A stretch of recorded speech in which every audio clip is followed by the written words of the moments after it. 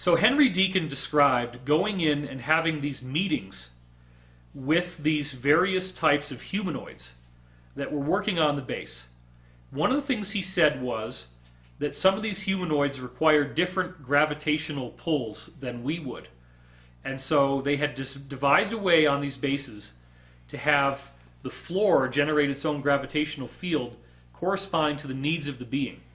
So certain areas of the base were delegated for certain beings, and you might walk into those areas and suddenly feel a lot heavier, and it's like hard to walk, and it's hard to move your arms, and you want to slouch. Or in other areas you might walk in and you feel really light and bouncy, and there's like a spring in your step. And this was the artificial gravity that was generated. Now, he had not seen reptilian beings like the Draco, this idea of a humanoid looking dragon or snake type of being with a face that's kind of a reptile face but arms and legs like ours.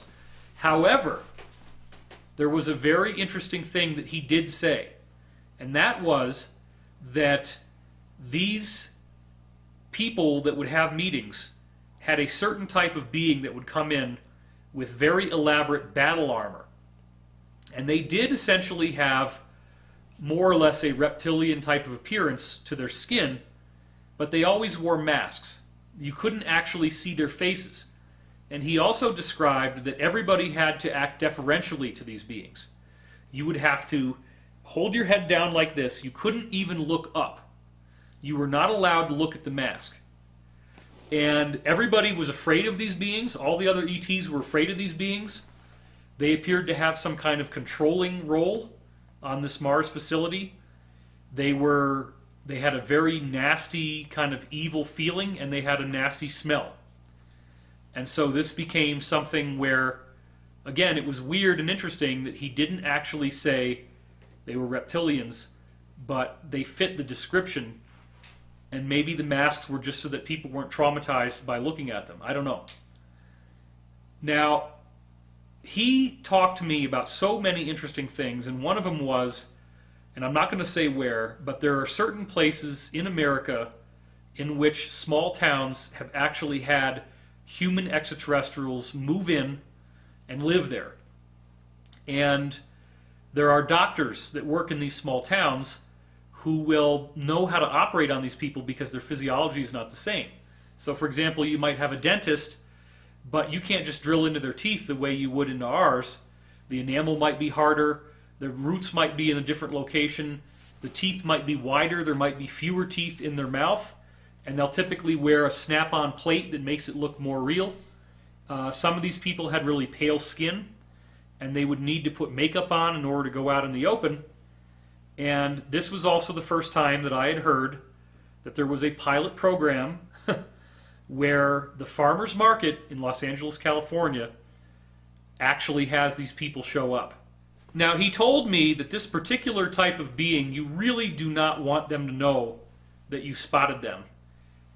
He said that they are muscular, they look more or less human, but they look like albinos.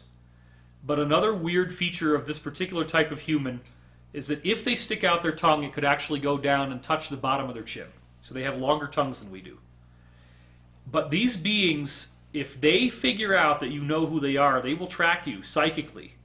And they can actually project into our reality and grab people. So it's not a good idea. It's not something you ever want to do, to tip off that these people know who you are. Now, years later, we had the former Canadian Defense Minister, Paul Hellyer, come forward and basically say exactly the same thing. That there were certain cases where these whitish-looking people were being brought out into public places as part of this acclimation program. So Henry Deacon had also told me that there had been many other civilizations on Earth before the ones that we were familiar with, that there were plenty of ruins on Earth, that there were ruined extraterrestrial craft and cities underneath the surface. There was lots of stuff underground. And, of course, he's talking about working on Mars and that we had spaceships that could travel through our solar system. He hadn't really traveled outside the solar system per se. So then the story got even more interesting when I was having a dinner with people from Project Camelot at one of the Project Camelot conferences. And while I was there, I met a man who we're calling Jacob. And Jacob had worked for this same program that Henry Deacon had worked for. And at one point, I actually had Jacob and Henry Deacon in my house at the same time. And I wish I could have overheard what they were saying because it was all private. Jacob was positioned on a much, much higher level in the inside world than Henry Deacon had been, or for that matter that Corey Goode has been. Corey Goode, by comparison to Jacob, was really more like a grunt or a shift worker, whereas Jacob was in a senior, top-level management position for this secret space program. Now, this is going to get really contentious really quickly. Everything I've been telling you up until now is going to get even more outrageous, but you have to bear with me. Jacob said that the main family that was running the secret space program on Earth was the Rothschild family, and he was directly working for them. He didn't like what they were doing. He didn't like their plans about mass genocide. And so he broke the rules quite a bit and told me a lot of things that they did not want him to say. After I met him at this dinner and I didn't really believe what he had to say, I kind of laughed at him when he was telling me some things. I gave him a chance again to come to my house, and he brought his laptop with him. So right off the bat, some really strange stuff starts to happen. First of all, he talked about a separate internet that they have. And this internet has small bursts of signal that piggyback on the signal of the rest of the internet. So like, let's say, if you just want to look at it on a line, like most of the internet signal is here, and then there's these little bitty packets in between that are shorter, but they're a lot denser. And none of our conventional routers or equipment would ever detect what those packets of information carry on them.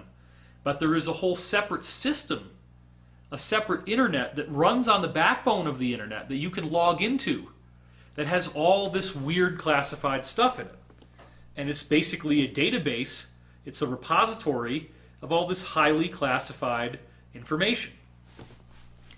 So we're literally talking about a guy who worked for the Rothschilds. He described at one point having a meal where they had this stack of plates, and the widest plate's on the bottom, and it gets narrower and narrower and narrower, and you just eat your way down through the plates.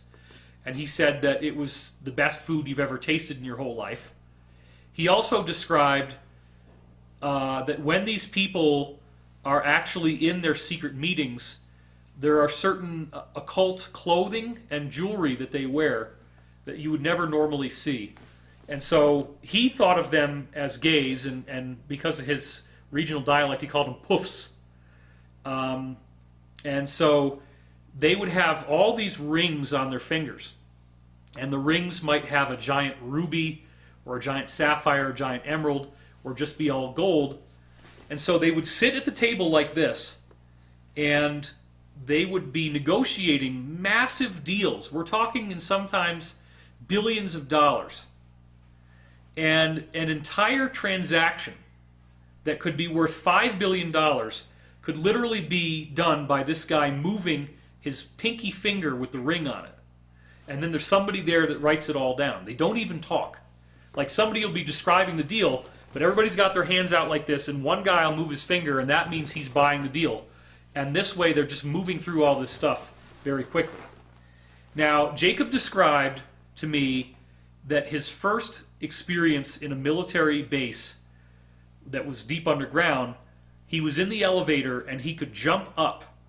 And when he jumped up, he actually started hovering, because the elevator is moving down so fast that it nullifies gravity. And he said that was a very strange experience. Now, in order to demonstrate his credibility, he pops open his laptop and he starts showing me some really strange stuff. One of the things he showed me was an enormous file, literally enormous, of bank accounts that were held by people like the Rothschilds. And I'm actually able to see names, and you'd have a first name and Rothschild, and then I'm seeing the account number or the account name, and then I'm seeing the passwords. Now, I'm sure they've changed it since then because I've leaked this before, but one of the things that I found the most astonishing was that, first of all, these accounts had billions of dollars in them. I mean, they were massive, massive amounts of money. And I'm telling you, he's hitting tab, and he's just tabbing through page after page after page, and I can see and read really fast, but it's just Rothschild, all these other things, and various other names of so-called Illuminati people as well. Probably the most surprising thing to me, other than the dollar values of the accounts, because they were enormous, was that almost all of these accounts had the same password. And the password was the word equity in lowercase letters followed by a number that was between 1 and 3 digits. So you might have equity 594, equity 13, equity 707. And I'm thinking, well, this is not secure at all. But the whole system in which these transactions are processed is on this dark internet, this other internet that is not what we call the dark web, but it's actually a secondary internet that runs on a completely different packet system, but his smartphone was on it, and his laptop could get into it, and you could access it from a conventional modem. In 2018, President Trump announced the development of Space Force, the 6th branch of the U.S. military. To establish a Space Force. The President and the American public were completely unaware that it already existed.